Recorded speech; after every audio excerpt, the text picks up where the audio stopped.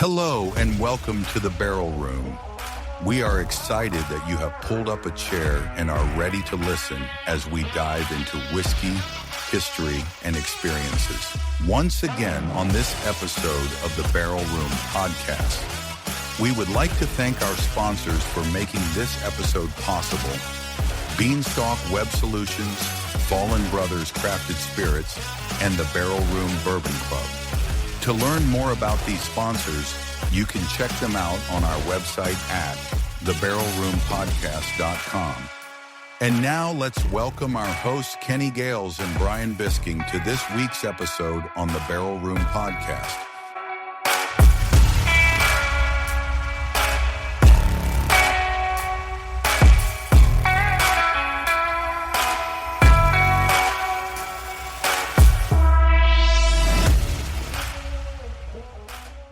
Welcome to the Barrel Room Podcast, Episode 3. We got Russ here from Blacksmith. Hello. Excited to have you as our first inaugural guest, I guess, technically. Yes. Thanks very much. Yeah. Appreciate it. So, I met you, I think it was about 6 months ago. You going to introduce me or what? You just going to free one? Everybody knows you, man. I mean, you're on the show every week. I know. We were at Bourbon Society, and you did a Meet the Makers event. Oh, nice. And my wife and I were there, and that's how I met you, and that's how I bought that snow day up there. Okay. In the very back. Oh, very good. And we ran into each other again. Yeah. A couple of times. Yes, a couple of times. Yeah. Sadly, I run into some people often and don't recall that, but it's part of the nature of the business. Yeah, that's it, for sure. I kind of want to start just tell our audience about Blacksmith, how it got started, the history behind it, because I know there's some history behind it. Yeah. From the Meet the Makers event, and then we'll just kind of take it from there. Yeah, it's a pretty interesting story. Thanks for asking that. So I'm the fifth of 7 kids, and 5 of us were boys. I say was. One of my brothers has passed. But when we found out, my dad passed in October at 83, and on or about his 70th birthday, we found out that he had this crazy long bucket list items. And for a guy that grew up in Frankenstein, Missouri, that virtually lived in a cave, I mean, Frankenstein, Missouri is a tiny, tiny town lost in time. Mm-hmm. And back then, I mean, it was really, really lost in time. And so he had all these things that he'd always wanted, like just everybody wants, a banjo, a canoe, and it still was on the list. Well, his father was a blacksmith, which our whole brand is in homage to our grandfather. And he made corn whiskey, which, 100 years ago, all the immigrants, that was all you made. So many people either brought a still with them or made one when they got here. And originally, I mean, you guys probably know, when you had too much grain left over at the end of the year, you knew it wouldn't stay good through until the next spring. So you distilled it, and then it stayed good as a beautiful liquid. And it was only corn for the most part. So my dad always wanted to recreate that and make it. And he had done a final interview kind of thing with his dad and, wrote down how he made it and all that kind of stuff. Oh, that's cool. So Grandpa had a sawmill, and he had a still, and he'd hide the still underneath the sawdust pile. Not just to hide it, but if you know anything about, wood piles and sawdust piles, they get very hot. So that would create the heat too. Oh, cool. And so when we found out about this, who do you go to? Well, naturally you go to somebody in Knights of Columbus. And we knew a guy there in Russellville at Knights of Columbus that made stills. And he was a friend of my dad's. And so we asked him to make a still. And we made one, but the original one was with an antique 5-gallon milk jug because it had a double wall.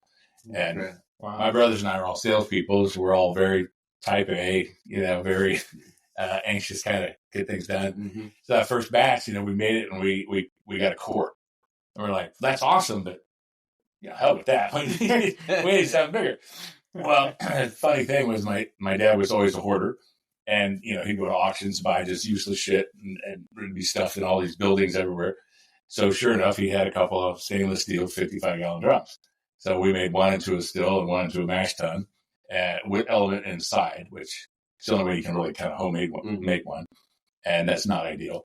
But that's how we got started. So for 4 or 5 years, folks would come by and taste our stuff, and it got better and better because we're completely self-taught. Yeah. I was fortunate that I had jobs where I had distribution centers that I managed in Louisville. So I was there a lot, and I was tasting fabulous products. And I had a nose and a palate for really good bourbon. My older brother Mike, that you know, he likes some of the squirrely stuff that are flavored whiskeys and things that I think are an abomination. And then my younger brother, and we call him the gin whisperer. He's listed in the gin Bible, which is not easy. That's John, yeah. And he's made one for somebody out in LA where he lives that's got 25 or 30 awards. And then he created our gin. And so together we're all like, let's. Well, your gin recently has won an award, right? Our barrel aged gin just won. Last week we got the award notification, the best in the United States. So we've got the country award, and now it's going for against the other country awards for the leader in the world of the best barrel aged gin. Wow! Congrats! I was astounded, and we only did 1 5-gallon barrel of it. I can make more. Yeah, I know. It was very unique because I had decided, because the way John picked, he tried to really make it to where it was as Missouri-like botanicals as you can. The one he made out in L.A. is not at all Missouri-like. Rose hips and other things that are different. Both of them are contemporaries as opposed to London Dry. So the current one, our Quinch Take Gin, is it's cucumbers, it's sugar snap peas, cilantro. So things that things that you could grow mostly yourself. Now, the Japanese pepper, the Sancho pepper, is a component as well. So not exactly Missouri for that. Right. But I thought due to the herbaceous nature of that, it would do better in a toasted barrel that previously held a lighter note, our corn whiskey. So that's what we aged it in. And most are done in an old bourbon barrel. So I think that gave it a significantly different nuances, really elevated some of the flavors and really muted some of the others. And it was just a super fun experiment to do. If you go out to California, especially San Francisco, they really, really embraced the barrel-aged gins 5, 6, 7, 8 years ago. They make old fashions and Manhattans out of them, which I wasn't a fan of, but they like it out there. So I'm not sure I would be. Yeah, it's just. They're also a different breed out there too. Well, yeah. On many levels. So, I didn't mean to get off onto the gin tangent. Yeah, I was just curious. I knew you had won a recent award, and that's awesome. Well, and you said you were telling me earlier you just were down in his place. Yeah, I was, and I noticed you got a new building. So elaborate on that. Yes, kind of. Currently, we've been once we started and we got approved. Well, we were distilling for, like I said, 5 or 6 years. People like what we were doing, and we had basically taken over a 1950 dairy barn that was just for storage and for rat propagation, which, God, they were huge. And that's really all we did with that building. And Dad just kept all kinds of crap in there. I mean, when we were little kids, we had a warped pool table in there, and that was about it.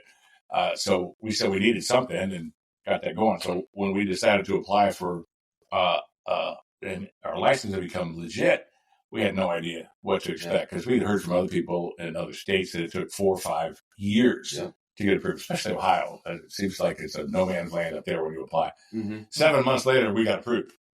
And then we panicked because we didn't know what to expect. And then the FDA came out to check our facility and. Oh yeah, but you kind of forget about it because you're not expecting it, and so we got all that done. And then you're like, well, shit. Now I gotta come up with the real labels, and I got you got to send in your FOLAs for every one of your recipes, and then you got to send in your COLAs for your labels, and then you got it was a totally different game than just cooking something when you wanted and making what you wanted. So we did that, and I can say if I find one of our first year bottles anywhere, I'm like, I will trade you out and just dump that crap. I know. I know. It's so dusty now. I was going to say. It is dusty, but man, Kenny likes it dusty. I don't know if I'm a fan. Bob and I were talking about that after the first barrel. Grandma's basement, bourbon club meeting. Floor. Oh, yeah. If it's dusty from somebody that was established prior to the dustiness, that's a little different. Yeah. If it's somebody that was just trying and just starting, I'm out. Because, you don't know your cuts. You don't have it refined. There's going to be stuff in there that you don't want. We had some 1969 Ezra Brooks that Craig brought to the last Barrel Room Bourbon Club out of a canyon. Canyon. If you go to the Barrel Room Bourbon Club, there's actually a picture of it on our website. I didn't like it. Oh man, it's fantastic. It was like I felt like I was drinking mold. I mean, like I loved every single bit of it. I mean, that's something you just don't like get an every day. umami taste, like an earthy taste. Yes, it had a little earthy. It was definitely dusty. That was typical grandma's basement, but it came through 100%. Yes. Now I tried the 1982 Old Granddad, and that was better. Yeah, but it still had that little must. I was just like, yeah. You know what's funny? Was that 72? 1982. What's funny is there probably wasn't a barrel made during that time that didn't sit outside for less than the staves for less than 3 years. So when a stave sits outside for 3.5 plus years, there will be microbiomes that penetrate through the entire stave. Oh, makes total sense. And that microbiome is going to have mold. It's going to have that in it. Mm-hmm. And so when they take it in and they plane off 1/18 of an inch or 1/16 or whatever, it doesn't penetrate enough. They don't kiln dry any of that when it's been outside for 3 years or longer. So whatever penetrated through the stave is in there. He's in there. Well, then you put it in for 8-10 years. Every bit of what is in that stave is going to influence that flavor.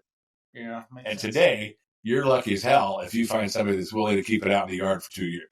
Really? And they'll bring it in after that, and they'll kiln dry the rest, which, I mean, just if you look at the science, kiln drying, if you've got a piece of sap, a little reservoir of sap, and you kiln dry, what happens to that sap? Elaborate. It appears to dry up. It basically crystallizes. Oh, but then as soon as you fill a barrel with liquid, it rehydrates. So all those tannins. So why do you do that? Because it's faster, and if you scan that stave, it still says 12 to 14% humidity, and that meets all the records. All the gates that you need, put it in there. Mm-hmm. If you talk to Michters, if you talk to Maker's Mark, you talk to the big guys about what their requirements are, their strict requirements on how they needed humidity and they needed this and this and this, is very different from one to the other. I mean, they're within a similar lanes, but kiln drying is not what you want at all if you're going to do anything 8 years or longer, because useless. It's just not good. It's not going to give you a good flavor. Interesting. And when you air dry it outside, it's not just the air. The rain falling on the cross staves actually pulls all of this, the chemicals that you don't like out. And if you happen to notice in a stave yard, nothing will grow under where the staves were for 2 years.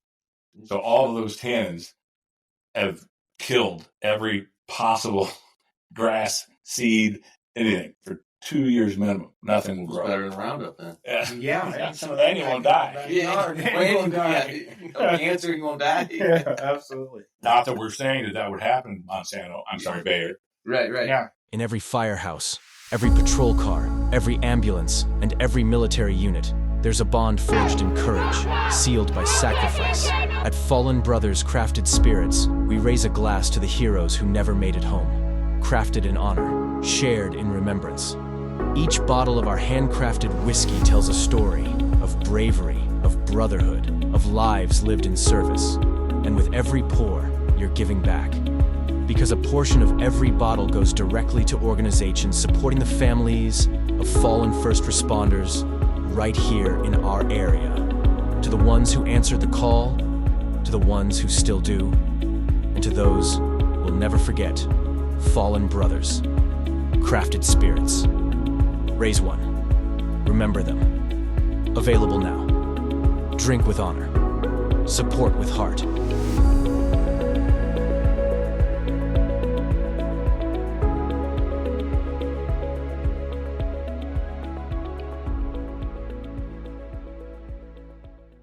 Look, we even has it now. I don't even know. I guess So back to your building, kind of go over that, explain the expansion and what you envision as far as the future in the next 5 years. So we're, in that gigantic 3-room building, we're just packed out. I mean, I can't go to the other room. Mike and I are both working. I've got to get him to move out of the way and across, because chair, ain't no room. And so I was incredibly fortunate to apply at the right time for a grant. So we got a grant from the Missouri Economic Council. And so we thank you. That was a huge boon. Yep. Started on the next building. And our 118-year-old barn that was there was an icon next to the giant silo.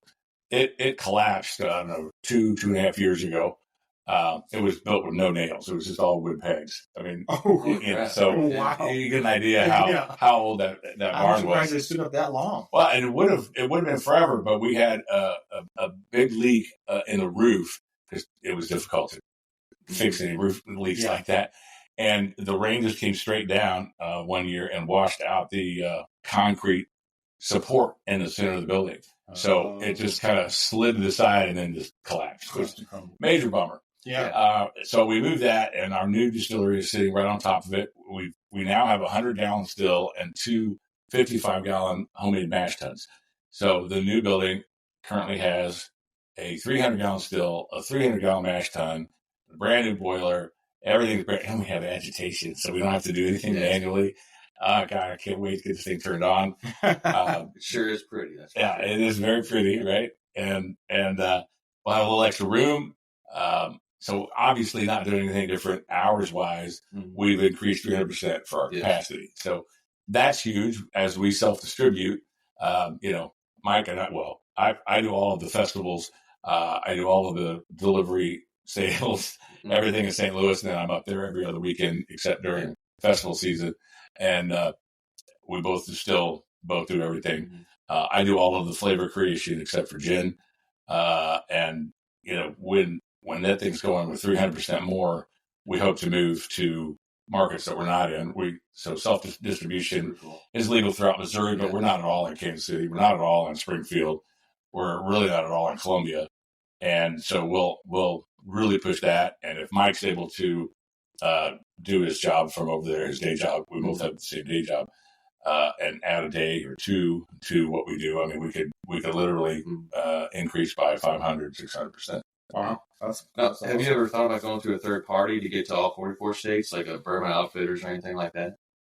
I know you said you're using all distribution currently, but have you thought about like a third party as a distributor? Yeah, yes. Once we have the capacity. So right now, I mean, I've had I guess you gotta have 10 different distributors talk to us, and I'm like, I got 3 cases of this and 10 of that and 6 of that. I'm a guy that I'm never going to try to get somebody that says, I'll carry your product. If I cannot assure them 100%, I'm always going to have it delivered. And when you talk about grocery stores, even the ones in Jeff City, I mean, they monitor that stuff. And if you're not doing the sales, they're going to yellow tag it, they're going to pull it. And, if you're not able to keep it full, then they pull it. So liquor stores are different, but I don't ever want that to be the case. Makes sense. Sure. Makes sense. So how many distributors are you working with currently then? I'm none at all. I've talked to 4 or 5, and I'm not a big fan of the cabal, if you will, that have manhandled most of Missouri for 30, 40 years. But I'm glad to see that there's, at least 10 or 12 others now that are a little more craft focused. Because if you're repping Buffalo Trace as an example, and you've got their 36 spirits and you're repping mine, guess which one you're going to push to the liquor stores?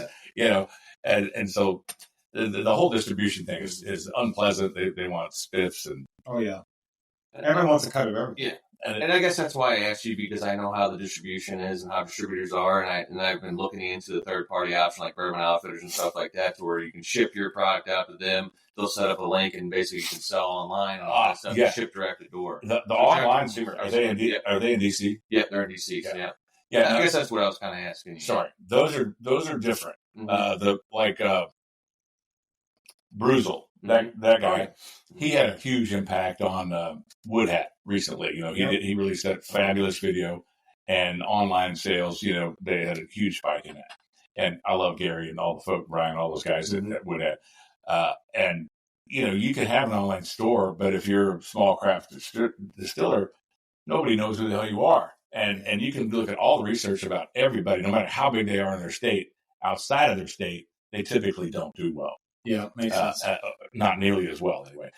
But now, if you can get to those markets from distribution, and it's not 100% DC, but DC is not a state, so they bypassed all the state laws. I saw they're getting the Redskins. Well, Commanders. In fact, Yeah. Trump announced they're getting a new stadium in D.C. You should be watching football team, Commanders. But I don't know what their name is, if I'm being honest with you. I just saw their DC's getting a stadium. That's all. That's all. There you go. Nice. Yeah. But I understand that those entities somehow, I think Texas and California have some of those same allowances to ship Gotcha. as DC does. I don't know how that works. Yeah. But what do I know? I need to look into it. Well, hopefully our laws get more friendly to start allowing us. Yeah, and when you do It that, sounds like it's going to eventually. It's just a work in progress. they don't expect 30%. They have their fees, but it's not 30%. Isn't it like a flat rate? I think it's a monthly Flat rate. monthly flat rate. Yeah. Yeah. Yeah, and if you think about it, if you hire any one of the 20 here, they get 30%. Yeah. And they'll beg you and force you to pay them spiffs, and they still might not represent you at all. Right. Yeah, that's crazy. And so that's just terrible. Yeah. So if you get somebody that's doing your stuff online, it's all up to you to create the market. Yeah. That say, hey, here's my website, here's my social media, and you can push it as far as you want. So I applaud those efforts. Those are way better options. Yeah, for sure. Than and there's only so much markup in whiskey to begin with, and when the distributor's taking 30%, the grocery store's taking something. I'm sure. That there's only your profit margin goes. Ooh. And the retail are both taking a percentage. Yeah. And then they want samples and spiffs. Yeah. So now you're 35 to 38. You're like, damn. Yeah. I know. Right. Yeah. So not fun make at all. money too. You got an operation. So. All right. Well, share with us what you brought today for us to sample. So I brought a couple of our most popular here. So I'm big. I enjoy definitely. I'm a huge fan of the Snow Day. I told myself when we first started doing this that I wasn't going to drink our inventory because I thought it would screw up our numbers and mess up my inventory and mess up our profitability. And I got roped in. I'm the only one that has a business degree, so I'm the default CFO. Not a fun thing. And it was CWO. Isn't that what you? Oh, certified whiskey. What do you call yourself? No, chief experience officer. Chief experience officer. Yeah, I'm also CFO and chief purchasing officer. And that's a small business, though. Yeah, chief driving officer driving around.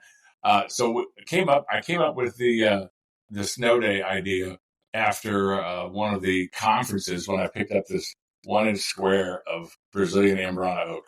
I didn't know what to do with it. This company was there with their booth. I had it in a bag. I brought it home. I dropped it in a mason jar with some of our whiskey. And 3 days later, I smelled it. I'm like, holy God, this stuff is amazing. And at the time, no one had an Amburana finished release. 2018's beer of the year out of Brazil, but it was global, was finished in a Brazilian Amburana oak barrel. So I started playing with it, and I thought, in my mind, you want to put something this flavorful and wonderful, you want a nice, soft palate. So I chose a wheat bourbon. The other 12 on the market are not wheat. They're high rye or mostly rye whiskeys, bourbons. Perfect compliment, I think. Yeah, and I didn't want the rye to compete with the Amburana, but I also chose it to be with yellow birch. So the yellow birch and the Amburana blend beautifully together and adds a note of honey on the finish. And like the guy from Bruzel that I brought earlier, he has this real hard-on about, staves, you're trying to cheat the system. I'm like, no, I'm not trying to make it age longer. I'm just adding flavor, like Maker's 46. What has Maker's done for years? So Yeah. They had 13 French oak staves, They're not doing it for age. They can do that all day long. They're just adding a flavor to it. And so that's what I do. And that's been our best seller since the day of its release. When did it get released? 3 years ago. 3 years ago. All right, well, let's pour some out. Right. And I only started This doing... isn't the original Snow Day, though. This is the... Explain what this one is. This is batch 3, and this is barrel proof. So what does batch 3 mean? The batch 3, I have a very distinctive time that I leave these on the staves. So when I get to 53 gallon barrel, after 3 years, you dump it out. You've got about, 42 gallons in there, 46 gallons, somewhere around there. And I take it and I dump it out and I put it in 5-gallon lots. And to me, putting staves cut exactly for 5-gallon lots, you get an exact, repeatable, perfect event every time. Because there's horror stories about people getting these Amburana barrels, fill them, and they have to dump it in a week. You have to taste it every day. It's such a strong wood. has so many oils, and I don't have I can't taste it every day, and that's just a pain in the ass. So doing it this way, I have the exact same experience for everybody, time after time after time, and I wouldn't change it at all, no matter what. So I was trying to get ahead of the game because I kept selling out, and so I got made additional. Well, then I finally got ahead of it, and batch 3 had an extra month on the staves. So I think it gives you a finish and a flavor. Not only that the nose, You can smell the nose is nice, and some of those punch you in the face, but the nose is nice and it carries. And I think this one's 116. They've been 116, 117 proof mostly. I got like cinnamon. And What's the one I got? I don't think I have the barrel. No, I think you have. You've got the 100 proof. I got the 100 proof. Yep. This one's giving me cinnamon. I smell cinnamon. It's got toasted marshmallow, like banana bread. Yeah, That's like what I'm getting. Almost like a banana pudding. Okay, so that. Yeah, but I got like, but I'm still getting like that campfire toasted marshmallow with cinnamon, and then I get like that banana bread smell at the end there. So, or banana pudding, I guess. I'm trying to. And that's one of the other nice things. A lot of these flavored staves or blends that have come out on the market lately, there's so much smoke. Oh man! And this wheated bourbon, okay, sure, the 3 years it was in a char free, but the staves had absolutely no smoke at all. Mm-mm. I'm not going to talk about what I use in them, but I use a blend of different kinds of amberana and yellow birch. Yeah. And so I think they come together, and on the batch 3, the whole tongue is covered, which is a big deal of mine. Mm-hmm. And the flavor follows the heat. Yep. I don't really even get much heat though. It's either. like that middle is just killer. And then the Talk finish about how you came up with the name Snow Day. I've heard this story once, but that's a great story. I absolutely refuse to name it what we all came up with in the beginning, which everybody wanted to call it something Christmassy, and they're coming around with all these holiday terms. I said, no, because, too many people are just dumb, and they're going to be like, oh, well, it's only going to be available for whatever the hell you call it. I said, I want it to be some moniker that brings you to wintertime, even though that's still a season, but it's not as finite as, whatever. And I didn't have a label on it, and I was at a festival. My wife was with me, and we're giving taste out to people, and people were ranting, raving. And this guy was very inebriated that really liked it, and he'd had numerous tastes, and he walked by as we're talking. He goes, "Scout it!" Just really loud as he walks by, and I'm like, "Oh my God, that's perfect." That is a perfect name. And I never thought of the connotation to teachers. Mm-hmm. But I released it at the Missouri Bourbon Festival and at Copper Mule, and 13 different women approached. I got to taste that just because of the name. I'm like, okay. And, whatever. I don't care why you taste it. And then they're like, I'm a teacher. Teachers like Snow Day better than the damn kids. And I'm like, oh my God, I totally missed the mark. I need to present this to the Teachers Association. Yeah. What a perfect name. Yeah. Well, I'll tell you, when you said Christmas, and we've chatted about this, Bourbon Society, it definitely gives you that. Mm-hmm. It puts you back into like winter. It does. It does. And even yesterday, somebody said, "Oh, that's one of my favorite, wintertime in front of a fire drinks." I'm like, well, it's just as good if it's 80 degrees outside and you're sitting in the air conditioning. It's very good. Very good. It's got and to your point that Ambrano, that it gives it a distinct flavor. I almost get like in the middle that gingerbread, nutmeggy, allspice kind of deal, sure. And it's just such a awesome flavor. I've been very pleased with it. Thank you both. And there's a couple of the Ambrana finishes that you're just like, you get a weird like funky taste, and I'm just like, no, that's it's too much, or it's like almost like it's not stale. It's like it's gone bad, and. You got it. I don't know that those barrels are just too funky. You got to watch them. Yeah, for sure. No, and not just because you're on here, but I think this is one of the best ones I've ever had. I don't know if it's because you added the yellow birch in there or what, but I think this one in particular is one of my favorites, and I've had several Ambrana finishes, and this one, the barrel proof is definitely my favorite over the 100 proof. Yeah. So, it made a huge difference. And when I started doing the math, I'm like, well, shit. everybody that is a big bourbon fan prefers the higher proof. Yeah. Anyway, and I argue the point at every single festival I'm at, you never want to get anything cast strength, So I was like, okay, I got to release it and see how this is. And I was like, okay, you're an idiot. this is, you really need to just do this all the time now. Yeah. So that's the goal, to always have enough to offer both, and for the people with that higher proof, I think those yellow birch staves kind of tame it a little bit. If you're talking about the honey. It doesn't drink like 116. No, it doesn't. Not at all. No, definitely not. I think the old Fortune 1920, which we sampled on the last episode, drinks hotter, and that's a 115 proof. Yeah. Oh yeah, and that's much hotter than that. Yeah, and that's a pretty smooth. And it's not hot. It's just like if you drink the Noah's Mill, it's like you're drinking straight ethanol. Yeah. I mean, that thing just burns your nose hairs out. I'm a big fan of Willet, but Noah's Mill does drink a little bit higher. But it does. Willet drink some ethanol. I got a Field of Dreams bourbon out there you can try later. It's about as awful as it gets. Thanks so much. Yeah. You got plenty of other good ones before that. If you're listening to this show, chances are you know your way around a good pour. But if you're ready to take your whiskey journey to the next level, let me introduce you to the Barrel Room Bourbon Club. This is more than just a club. It's a private community of bourbon lovers, collectors, and industry pros who come together to share rare bottles, swap stories, and connect over what we all love most: great whiskey and great people. At the Barrel Room Bourbon Club, we're building real relationships with fellow enthusiasts and with the folks shaping the future of the whiskey world: distillers, blenders, even the occasional barrel pick.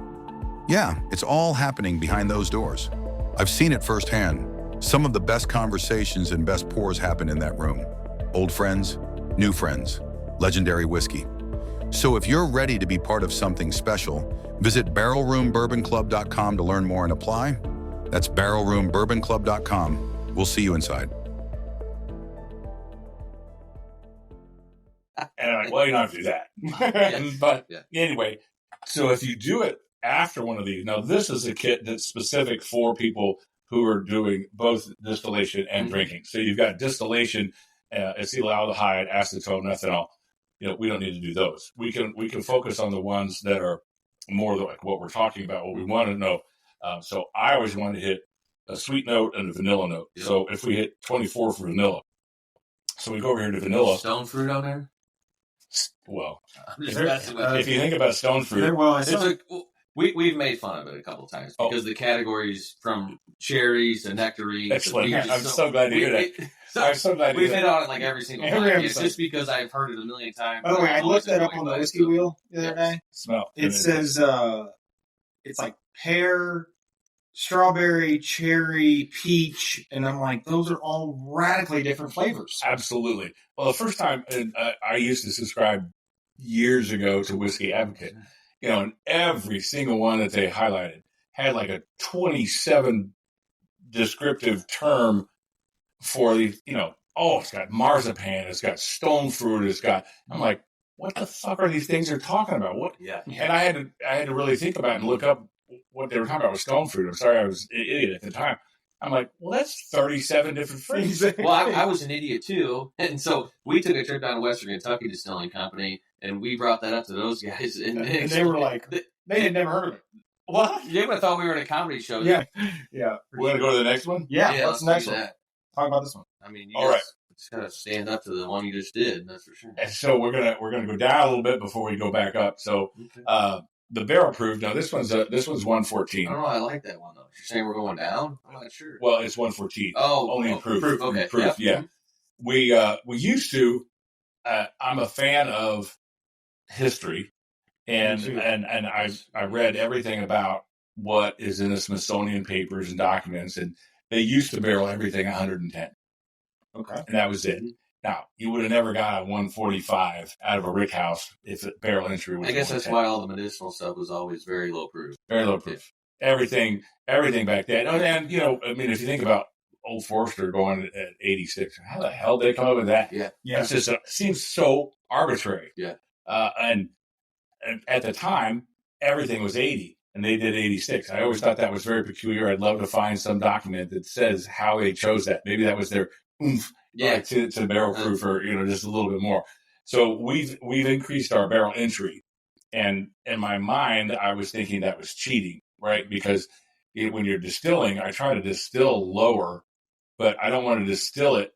I try to distill right about 130. I try to get the run to always average 130. Okay.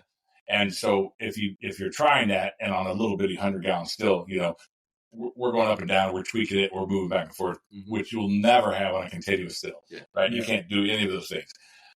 So this, now that we're doing the barrel entry closer to 120 instead of 110, we're getting, you want more than that? No. We're getting a nicer finished proofs that, we have a couple at the 120. So the single barrel that's up there is 120, and my newest batch of barrel proof is 120. And that seems to be, in my mind, the magic number as far as the most full flavor. Okay. So this is a straight bourbon, and it is not straight. What is? Okay. It is not straight. So let's tell the people. I use primarily 3 and 5 gallon barrels. I'm trying to phase out the 3 gallon. I use some 10 gallon, but the 5 and 10 gallon are just giving us the most fabulous results. On a 5, if I go a year and a month, I would put it up against any 4 to 5 year Kentucky bourbon flavor wise. That's impressive. Wow. I mean, you're not going to get the full esterification, oxygenation that you do of a 12 year for sure, no question. But a 4 or 5 year to 53, I'm telling you, you wouldn't know. You wouldn't know. This one's definitely got a lot of color to it. It does. It does. And again, our standard mash bill is the same as Elijah Craig. I was a huge Elijah Craig fan, always have been. Just a nice, repeatable, lovely, never varies, beautiful product. That's why I have the toasted barrels like they did, And so this one, the nose is. I feel like I should rinse my glass. That's still small and raw. Yeah, I was thinking the same thing. Yeah, you smell that, but man, that's got a nice little oaky. And I'm very vanilla forward. I really like bourbons that have a vanilla forward note of sweetness, and so I really focus on that and really try to get that in all of our bourbons. And I think we've accomplished that in these. So that's very good. Yeah, all I smell is that, bro. Don't taste it though. I don't taste it. No, just smell it. I don't taste it. I get an Elijah Craig like whiskey. I get the very much so oaky. I get like some leathery, kind of oily, and you get the full tongue. I mean, that's super oily. I mean, that's the legs are great. It's definitely. And what's fun is I get the full tongue, but I also get it in the roof of the mouth. Yeah, it's coating everything. Yeah. Which, again, just character wise, we don't talk about flavor. Things that I want to have happen. I think it was. Oh shit! What's his name? The Ascot boy. The big guy that does all the judging, all the does the Ascot Awards. No, I can't think of his name. But you know what I'm talking about? Yeah, I know. Yeah. That was something I read of his, and when I was reading through all of his notes, and I just it absolutely pulled me out when he said, "How does it touch your tongue? Does it touch the front of your tongue? Does it touch the sides of your tongue?" And when I bring this up at a tasting or an event, I watch people's eyes light up and their heads start nodding. What did it do? And compare it to something else. Did it give you a full tongue, side to tongue, back? The whole thing. Yeah. And if you get a full tongue, it's a far superior, satisfying. I have a full tongue right now. I just feel it right now. It makes the mouth water. Everything, yeah. It makes the mouth water. Yeah. When you get that, even if it's a drier note, it still makes the mouth water. Yeah. Oh shit! We're not even doing the. What's that? The nosing that I wanted to do along with. Oh shoot! Okay, let's do that. So this, for viewers, listeners, I did the Stave and Thief Society certification, and so we've got a full-on nosing kit, which a nosing kit really leads into tasting. Yep. Right. You can't, and this is one of the things that I'm still teaching people to this day when I watch people nose whiskey or bourbon. And it is, Yeah. And they do that. And the first time I tell them, you got to be gentle, so somebody doesn't look at you like you're an ass. Yeah. I say, you really need to do it through the nose and the mouth. Swirl a little bit. Yeah. Open your mouth up. The back third of your tongue is kind of hidden. And you won't ever get those taste buds without smelling through both. And the first time I tell somebody that's never heard that, they do. They're laughing so They were hard laughing because so we were making hard fun of it. And we kept going. We got stone fruit out of it, and they're like laughing at us, and we're like, we're just kidding. Yeah. We just wanted to do it just to mess with you guys. And anyway. And then they brought out the Hemingway rye for me to try because I'm not a rye guy. Oh, this is pretty fun. And so we're all sitting there, and they're like, "Try this rye. It's not the typical rye." And so I tried Hemingway rye. I'm like, "Wow, that's not the typical rye. That is smooth. It's sweet. I taste chemical. I smell. I get stone fruit out of that, and the whole room went like quiet, and then just busted up laughing because I was like, "I'm kidding." I literally thought he was serious. I'm like, oh my gosh, seriously? Don't smell hard. That's chemical up front. But each of these were distilled, by the way. Really? Each of these flavors. There's a company. So Stave and Thief is also known as Moonshine University, which is owned by Flavorman. Okay. And Flavorman basically across the street. So you can send them a bottle of anything and say, match this. Yeah. And they can create it. Really? Yeah. Super neat. They're not inexpensive. I'm sure they're not. But that comes with the certification, right? When you sign up for This the class. does. Yeah. And where'd you go down to get to this class at? Louisville. Yep. Louisville. Yeah. I'm sorry. If you spend a lot of time there, it's Louisville. It's Louisville. If you don't, it's Louisville. Yeah. So I have a good friend. Times, so now I call it Louisville. Yeah. That's what It's one syllable if you live there. Louisville. Yeah. I have a good friend, actually used to work for me. Still works for us, but I changed roles a little bit, and he lives there. And he would always say, it's not Louisville, it's Louisville. I'm like, Louisville. why do you say so fast, man? He's like, don't enunciate. It's Louisville. Louisville. Oh, okay. Now, this is one that I always get a kick out of. I'm not going to tell you what it is. Tell me if you can identify that. No, this is in so many bourbon descriptions. And I'm like, how would a bourbon ever taste like that? A nasty shoe. What the hell is that? Oh, It's like a nasty shoe or something. Now smell it with your mouth open. Forget. It's just, these were derived by I distillation. didn't want to smell it with my mouth open.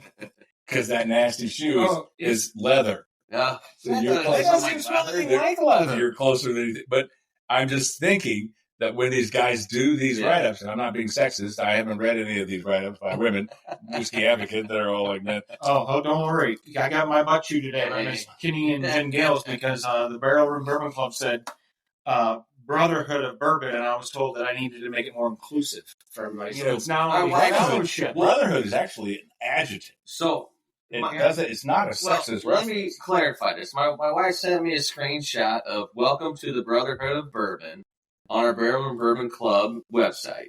And so she said, I think maybe you guys should adjust this to appeal to women. And I said, okay, I'll mention it to Brian. LOL. And brotherhood is brotherhood. And so I mentioned it. We can't read you the responses of what I gave him, but if you know me, you can only imagine.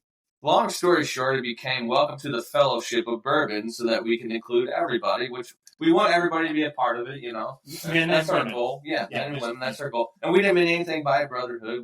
That's just what we put because that is... You're a fireman. Yeah. You know, I mean, that's a word that's just in your mind. Yeah. I mean, it's not offensive to anybody. Yeah, I blame ChatGPT. They're the ones that came up with it. I think she was just looking out for us and just giving us an idea. I'm giving her a hard time. No, I know, but I think that's what she was doing in the long run, so we appreciate it. Yeah. We changed it, so now it's a little more appealing to everybody. And that's fun. You know, I check our social media presence somewhat often, a couple times a year. I mean, we're not huge, right? But I don't look at the statistics. Yeah. Because I'm woefully horrible. My wife is just hounding me. get me a goddamn phone, that's not her phone, that's just for Blacksmith social media. And she's like, I'll put all the updates, I'll send stuff on it, because I just am like, I don't even want to fucking do it.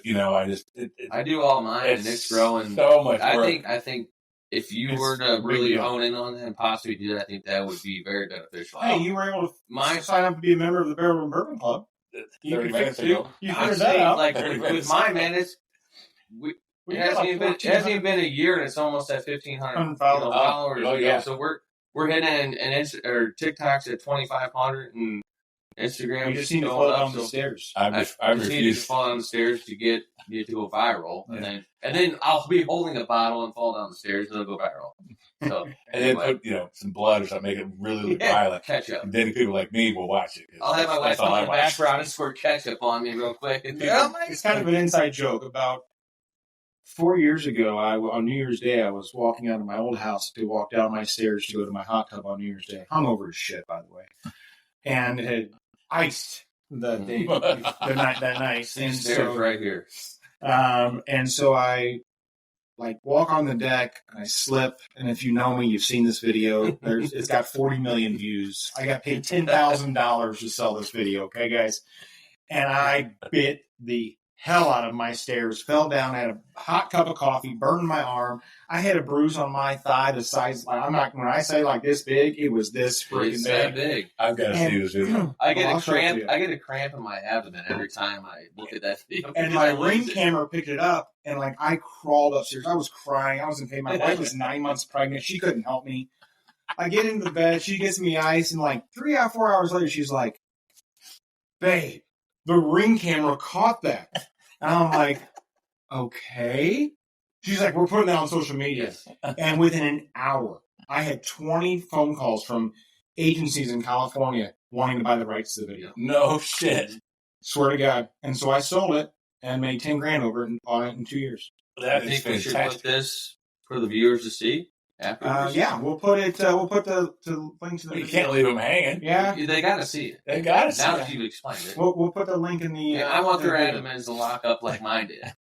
Well, I'm telling you, I just added cameras all over our old distillery, new distillery, not only for security, but now that my dad passed in October, my mom's in the house by herself. So I wanted the yard and all that to be covered. And I mean, Mike and I have had some epic fails. But they, what are you going to catch in a 1950 dairy barn? Nothing. Yeah. So now maybe we'll catch one of those. yeah. Right. Well, I got some in my backyard now too. And last year I wanted to take. We always get a real Christmas tree down here in the basement. You think having a best friend as a firefighter, I would have thought through this a little bit more. But I took it outside. And I was like, I'm just gonna light this son of a bitch on fire. That way I don't have to cut it down and haul out to the front. This turned out good. Well, I mean, I lit the match or the lighter, and within seconds, I was engulfed in flames, pulling chairs back. All got it on video too. That's also on the TikTok channel. Did you by any chance do a turkey and drop it in the thing and catch the shit on fire? This year. We're going to try that We'll try that this year. That's how I told everybody. Put a video in the street laughing. He's out of the back deck. What are you doing? He's cooking a turkey. I'm going to see if he'll take Don't it go back there. Yeah, my wife will tell you I'm not the brightest crayon in the box. Oh, Right. Funny. What's next? Yeah. What's next? All right. So this is the single barrel. And since it's following the barrel proof, I will answer the question that I get most commonly asked. Mm-hmm. You maybe wasn't wearing your glass out? Oh, yes, indeed. Here, I'll run yours out. You got this? Yep. Now, is that city water? Is it filtered? That's the finest that Winsville has. Oh, boy. It's reverse osmosis water. Yeah. He's got a reverse osmosis filter down That's not below. that fancy Lake St. Louis water you got. Good. So many people, when they see these side by side, they're like, okay, what's the difference?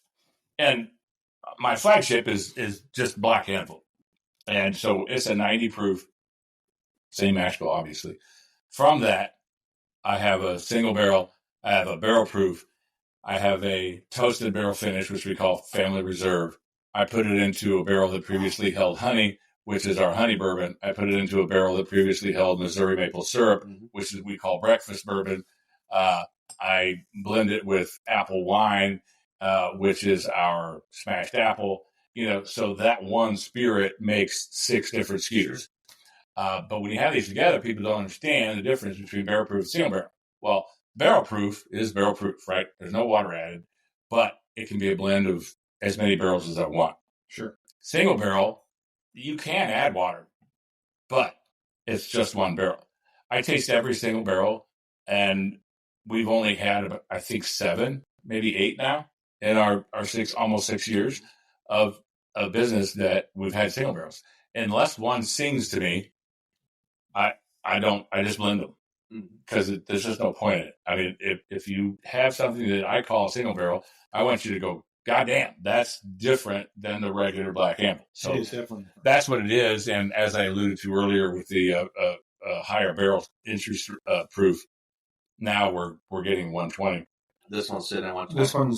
This one's sitting at 120. I got to say, this might be my favorite. This one's good. Yeah. So even on the nose, I don't like Snow Day, but I think it might be my favorite. And even the nose, you get nuances that are different 100%. from that barrel proof. 100%. Sometimes on a single barrel, I'm not impressed. Like a friend for my 50th birthday got me a new riff right when those guys came out. So I had never heard of it. I was surprised that somebody surprised me with something I hadn't heard of. And I loved it. And so next time I was at a liquor store, they had a big display of the new riff single barrel. And I said, shit, I'm going to buy one. I thought it was terrible. It was absolutely terrible. It ain't as bad as that Field of Dreams. But it's just funny how, and if you read all the publications, some people rag on McKenna. They're like, oh, well, it's a single barrel. I'm like, I've never had a bad one. I mean, that was my daily for years until they tripled the price. Yep. I just got the New Reef 8-year at Barrel and Blends in Valley Park. Yeah. You have Snow Day on the shelf there. I've got a couple there. Yeah. You got black, the barrel proofs there. Yeah, barrel proof, I'm sorry. I got a lot of vanilla on this one. This is damn good.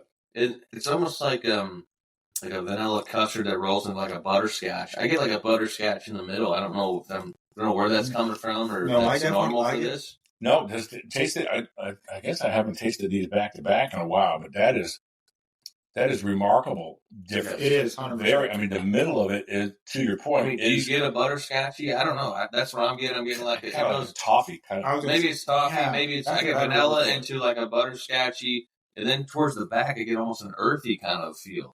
Like once it sits in the back for a little bit, I get like a little earthy out of it.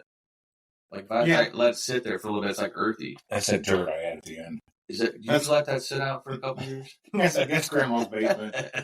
There's a couple recipes. There's a black mold in the bottom of guys that I knew read about that they for their rye. Dude, I'm gonna tell you what, that drink's lighter than that barrel proof. It does, and it's higher proof. That's fun as shit. Yeah, I might get drunk tonight. We always do. That's enjoyable. Dude, this is super enjoyable. I'm not going to lie. Yeah, this is fantastic. Now, do you have the single barrel in stores? Very few. I was going to say, I have never seen that. Yeah, very few. Problem with having 18 SKUs, liquor stores don't want to allocate all the space to me. So, and for something that's hit and miss, it's like our best sellers, Snow Day by and large, period. Mm-hmm. But now if I have that and the barrel proof version, liquor stores got to say, okay, do I want both? Or do I want to put the barrel proof in like an allocated spot, right? So that's better for me because it doesn't take up that space. But then our honey bourbon, the barrel proof, the Family Reserve, which is the toasted barrel finish, is always that's good. That's always solid. And I do that in a 5-gallon barrel for the toasted finish, and so you just get more vanilla and smoke on that than you do in the 53, and it's really nice. And the honey we do so differently than anybody else. I didn't mean to go into our whole it's your show, buddy. But because we use 3 to 5 gallon barrels, so a 3-gallon barrel surface area to liquid is 8.5 times more surface to liquid than a 53. A 5-gallon is 6.5 times. Yeah. So think about that, and I'm not making it up. I mean, that's just the math. Yeah. So it ages that much faster. Now, when you're talking about oxygenation or some of the other things that happen over the 6-year time, this doesn't come into play. But when you're talking about a finishing, whether it's the Missouri maple syrup, which did you know that there were multiple companies in Missouri that make maple syrup? Now that I did know. I did not know until the Buy Missouri program that we're a part of. And so we hooked up with some guys and a family in Holt Summit, and we get their maple syrup.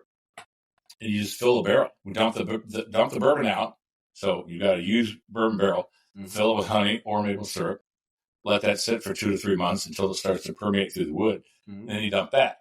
Well, just think about how much of that sticky, yummy shit is clinging to the char. Yep.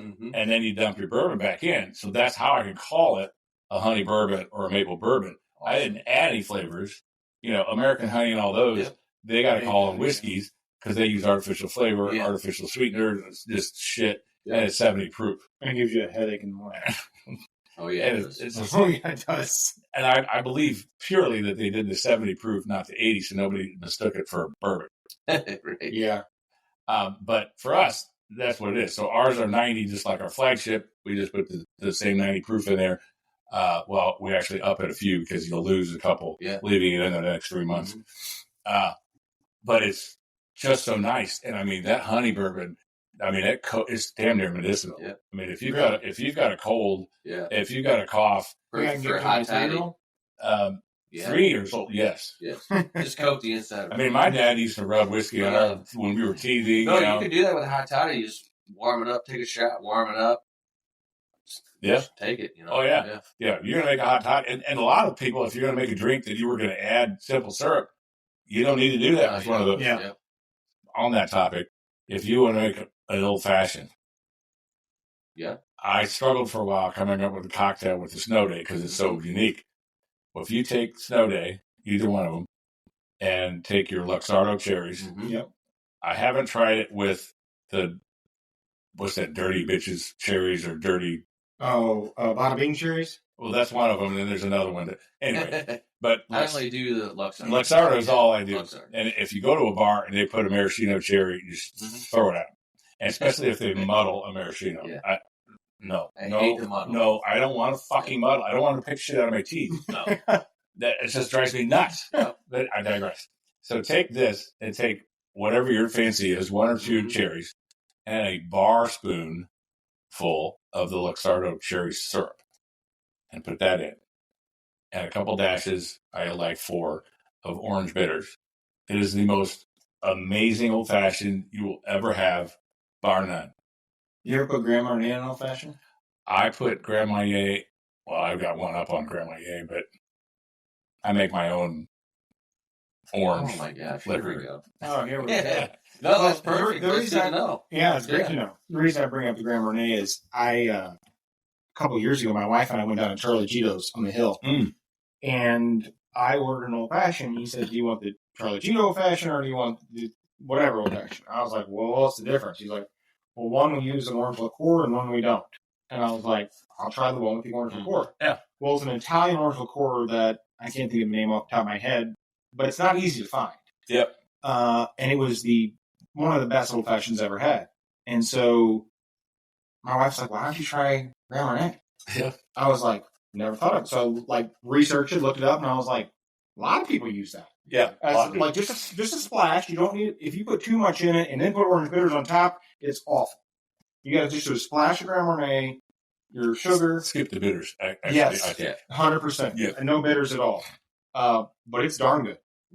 I started, a customer of mine a couple of years ago asked me to make an orange bourbon for her. Her name is Joy. And so I created Orange Joy. And I took 50% Grand Marnier and 50% Cointreau, blend them together, aged them over 4 different staves. It was a variety of staves. And the staves really brought down that punch in the teeth. Like you got to go power wash your teeth after you're done. And Grand Marnier is kind of like a Bailey's. You know, you just doing that kind of shit on your teeth afterwards. Well, these staves really cut back on that, blended them beautifully. It was a happy accident for me because it's the first time I did it. I was like, God damn. So the next time I did it, I made like 5 gallons of it, and I probably drank 3 of them. I mean, name a bourbon. I don't care what it is, and you put a tablespoon or 2 of this in there. Remarkable. Really? Just remarkable. But it's expensive to make because both of those are expensive. And I was thinking about making it again and putting it in like just a small bottle for people to buy because it is just phenomenal. It's crazy. Now my 27-year-old son, he doesn't have a palate, nearly like mine, but pretty damn good. Way better than mine was at 27. Sure. And he's not a fan of that orange. But anybody around my age was like, "Oh shit, this is remarkable." And you know what? A friend of mine that goes to Donatelli's with us quite a bit. He's a Vietnam vet in his 70s, and he said that they had Grand Marnier available for them there, and which I still find shocking.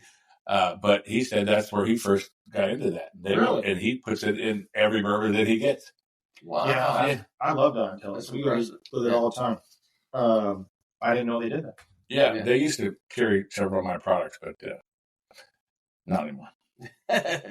Okay. Well, maybe all done that. Anyway, do we want to try these last 2 really quick and then? Yeah, I would say we were getting Get close into on time, but questions. we want to. What do you want? Are you limited on time, or is that just how you produce? We usually try to keep to an hour, but we can go over. Yeah, we can go over. You guys are going to shit yourselves when you try this. Okay. Okay, I'm ready to shit myself. I hope I don't I hope I myself, literally but, don't hear it. You didn't wear your I didn't depends? wear a diaper tonight, but you failed me. I'm telling you, it's rare for somebody that's experienced at all to try something that completely surprises you. Yes. And I want to be surprised. Well, you're born in a barn. You can at least turn the water off. I was. Well, I genuinely was, but I figured you had an automatic shut off, I'm going to put just a little bit in here. Okay. I'm going with the Plum Crazy first. All right. So what is that? Talk about it. So what this is, Thank you. I do some work collaboration with a friend of mine, Nathan, over at Burnt Barrel Meadery, and he does some magical stuff. I don't know how many people, your listeners, have had mead, not meat, which is what everybody thinks I'm saying. MEAD like dog. So that's honey wine. It's just fermented honey turned into wine. Mead by itself, one of the oldest liquors on the planet. The monks made it thousands of years ago. Can be very boring by itself, but there's so many places that have really come out making some phenomenal flavored meads. Mm-hmm. Well, Nathan does it with which I don't use anything artificial either. He uses all real fruits, and he makes some really fantastic stuff. So he wanted some of my barrels, and I said, hell yeah, because he wanted to barrel age his mead. I said, I just want those barrels back. Yeah. Just like my honey guy did. Mm-hmm. And so he had 2 of them. One of them was a plum based with some other stuff. And the next one we'll get to is a blueberry base. So they're both 114. They do go down hot. I don't understand why exactly. It's my standard mash bill bourbon that I fill the 3 gallon with. And normally if I'm doing a finish, 2 to 3 months is all it takes for the finish. Mm-hmm. So I brought these things in 2 to 3 months. I didn't notice a thing. I was super disappointed. It was just an experiment for fun. Yep. I said, hell with it, and I just put it in the utility room. Forgot about him for a while. Went and revisited him at 6 months, and I was like, holy shit. So now, 114 proof.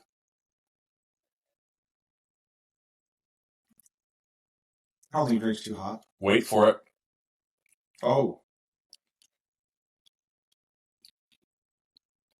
You can taste the plum. How much fruit Yes. stayed in the wood is just absolutely astronomically bizarre. Oh, that's really good. One of our first podcast guys that came to the distillery to do this, they swore these were like a 30-year rum. Because of the fruit. Well, and it doesn't drink hot to me. After those, it doesn't.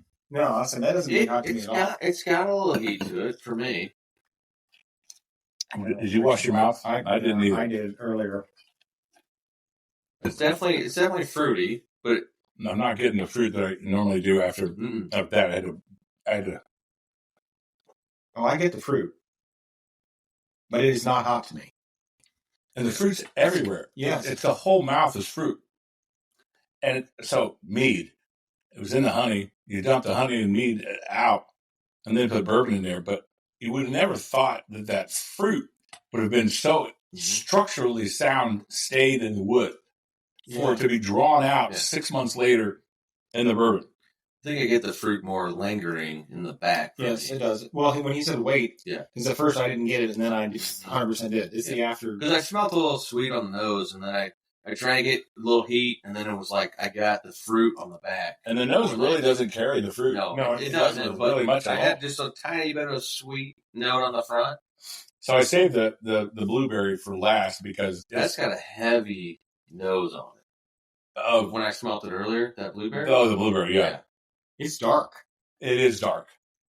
I mean, it's very dark. And I've got several barrels aging right now in Nathan's mead because after this, I was like, my God, I have got to. And I researched it a bit. I mean, I didn't do a forensic kind of research, but I don't think any other distiller has ever done it in mead. Okay. Fruit mead, I can say. Sure. Now you can do raspberry and blackberry. I mean, strawberry? Blackberry. You know, I mean, everybody, that's really the big point right now. And, you know, so many big guys like Crown, you know. Yeah. Hey, do you want a whiskey or bourbon that tastes like you put a Jolly Rancher in there? You know, like Crown Apple? Totally artificial. Yes. But golly, it's good. It is very good. And it sells, you know, I don't like it off the shelves. I don't like it. I'm like, why do you want to drink that shit? You like it? Crown Apple? Taking shots, yeah. Well, if I'm taking a shot, yeah. I'm not 12. It's my older brother loves Crown Apple, so that's why. Yeah. Got it. It's like Fireball. Still the number one selling alcohol in America. But not to go on a tangent, but you have your version of Fireball. So do you want to? And it's amazing. Just give a quick. Is it better than Fireball? Oh my God! Fireball tastes just like I'm drinking like cinnamon ethanol. Yes, which is what it is. Yeah, and which is why like I can do a shot and I can want no more. Well, here's the test. It's like antifreeze. If you drink it at room temperature and throw up, should you drink it again later if it's cold? No. No, you should. Words of wisdom. Words of wisdom. Fireball's banned. You guys remember that, okay? Fireball's banned Listen to this guy. in at least 10 countries because of the propylene glycol content, which our idiotic government says it's the acceptable parts per million per serving. Who the fuck drinks a per serving amount of any alcohol? Nobody. I assure you, not one person listening or you two ever have in your lives. No. So there's dozens of kids in the hospital because of drinking Fireball all day, all weekend. It's absolutely horrendous. I got a feeling the RFK Jr. will get rid of that. Mine is corn whiskey that I make from scratch, and it has Saigon cinnamon sticks and cinnamon oil, and then just sugar water. Pretty much all natural. All natural. Perfect. That's it. Look how dark that is. Well, this is super dark. This one's But anyway, if anybody wants an alternative to Fireball, what's the name of yours? It's Devil's Forge. Devil's Forge. And the only reason it's called that is because it was going to be called Fire and Forge, and because of we tried to name so many things, blacksmithy, if I may. But on my third iteration of the formula, I was trying to go for 67 proof, like Fireball, and it kept going up to 66.6 every time. Oh, every no time. way. So I said, fuck it. I'm changing the name. Absolutely perfect. And it's Devil's Forge. And so then I went to my brother in LA. I'm like, all right, the new name is Devil. You need to come up with a creative damn label. And so now there's the devil in the background and little spirits floating up. And absolutely perfect. It worked out. So anyway. As we taste this, talk to us and our viewers about where we can find your whiskey and bourbon. What is this one first?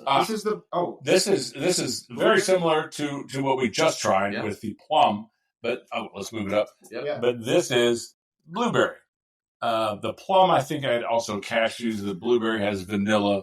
I used a lot of blueberry. Holy moly! But, you can taste the blueberry off the bat on that. I mean, the blueberry. So the plum was very light. This one on the nose, I get blueberry. It's throughout the entire. Yes. No. As soon as you taste, as soon as it hits the front, the sides, the whole thing. And this was the one that I was dancing around going, I cannot believe this came out like this. You hit it on this one. This one is by far fantastic. I mean, if you hate blueberry, you're not going to like this at all. No. But but it's so good. That's awesome. That is awesome. I'm pretty sure there's probably some vitamin C in there.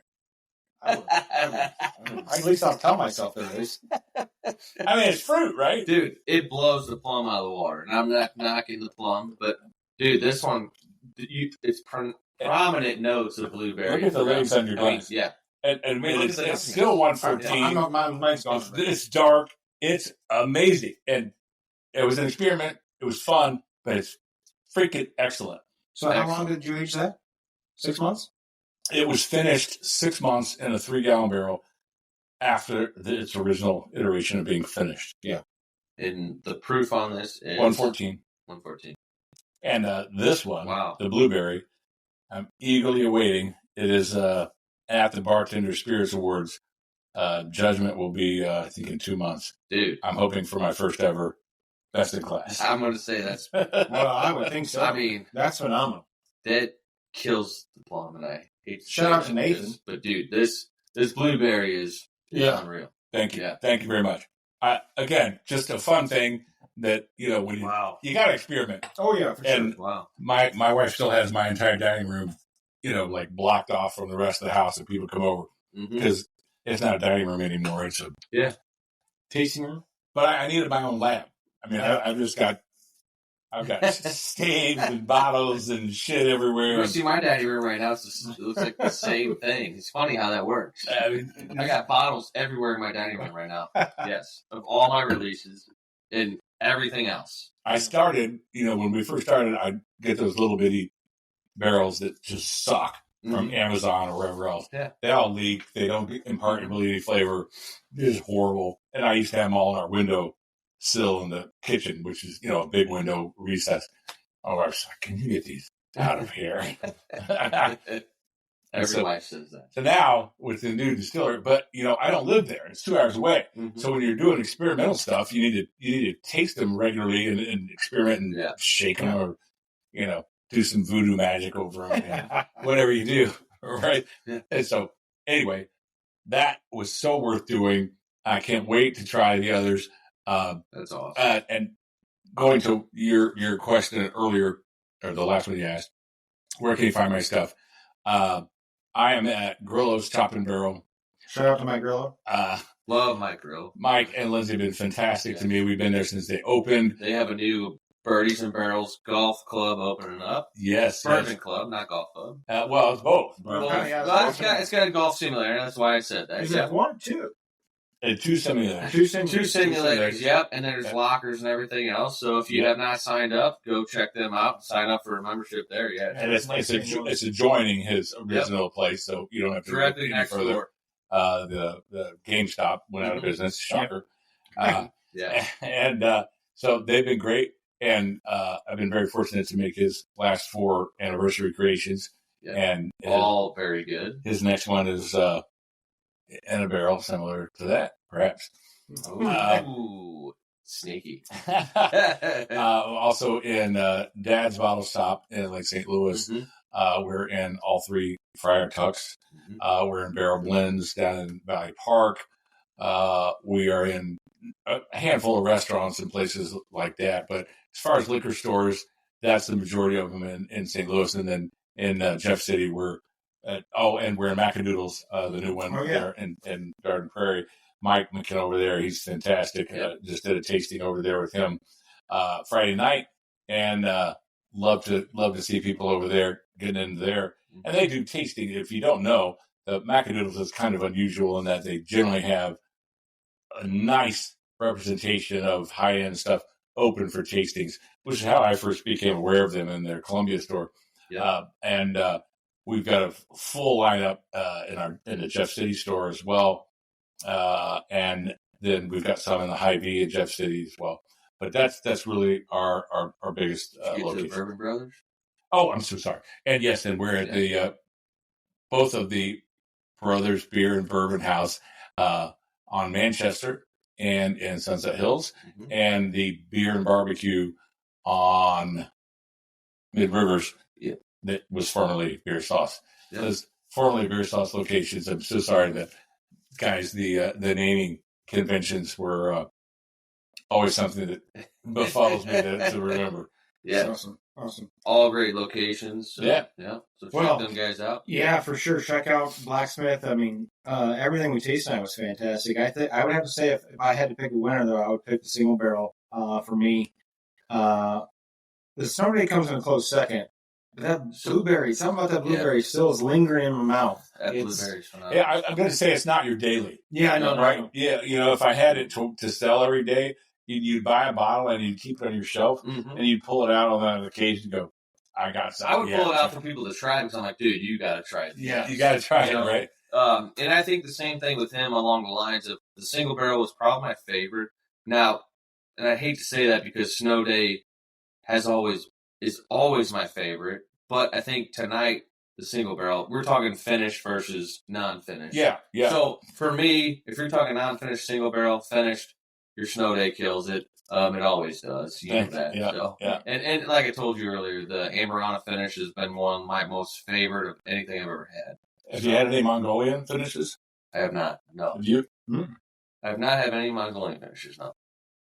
So the Amberana, by definition, should we stop or No, go ahead. The Amberana, by definition, brings out cinnamon first, very cinnamon forward, and then up to the individual to get whether it's allspice, nutmeg, some get cloves, right? Those are legit. Mongolian is known to bring out dark chocolate, cocoa, espresso. So I did a special private release for the Bourbon St. Louis Bourbon Society. Triple Canopy was what it was called. Yeah. So it was basically like Snow Day with the Mongolian. Okay. And I did it with I didn't distill it. I had an extra amount, 20 gallons of another bourbon. I'm not going to remember who it was. But I buy barrels. I'll source barrels for people if they want to do something special or they want to do this or that. Absolutely. And I had it was Patrick Heist. He is whatever that is. But it was remarkable when you added those two together. And I still had the yellow birch in there, so I had the three woods. So if you know anything about military, if you get the three patches, which is like 0.5% of the upper echelon, they call that the triple canopy. And my son's friend is in the military, and he goes, "Oh goddamn, you got to call that triple canopy." And I was like, "Oh, that's brilliant! Canopy, wood, three different woods." And those three blended so beautifully. I need to do it again. But I'm talking about something kind of ethereal. You need to do it again. I need to. I must. No, that's incredible because I got my fourth release is coming out soon before Memorial Day, and it's called Red Poppy Rye Whiskey. Yes. And so it's in honor of the men and women who served our country. So that's super cool you brought that up, and we got my fourth release coming up too as well. So it's kind of like our four brothers. Yeah. We honor my dad's four brothers that went to World War II. And it's a blend of four of our whiskeys and bourbons. I forgot you did that too. I mean, we did. You got so many amazing products, man. That's what I'm saying. People need to. Do you have a website? People can check it out. Yeah. BlacksmithDistillery.com. We're on Facebook. Blacksmith Spirit on Instagram. Instagram and Facebook are our main ways to reach out. So check them out on those links, and then. Yeah, remember, just a reminder, we'll be at Lit Cigar Lounge in Chesterfield District for Fallen Brothers Crafted Spirits. We got the fourth release. We'll be there for tasting. We'll have four different bourbons to sample that night from 6 to 9 at Lit Cigar Lounge in the district down in Chesterfield Valley. Shout out to Brian. Yeah, shout out to Brian. Thanks for the support there. We appreciate that. And if you're going to go there and you think of yourself as a very, very, very cool cigar knowledge person, you're not. Ask Brian for the Cameroon options. Cameroon options. Cameroon I'll have options. to remember that. So that's May 22nd from 6 to 9 p.m. So we'll see you guys all there. And if Brian, you got anything else? Yeah, just remember to like and follow us. The website is thebarrelroompodcast.com. We thank our sponsors, Blacksmith, Beanstalk Web Solutions, Fallen Brothers Crafted Spirits, and the Barrel Room Bourbon Club. And go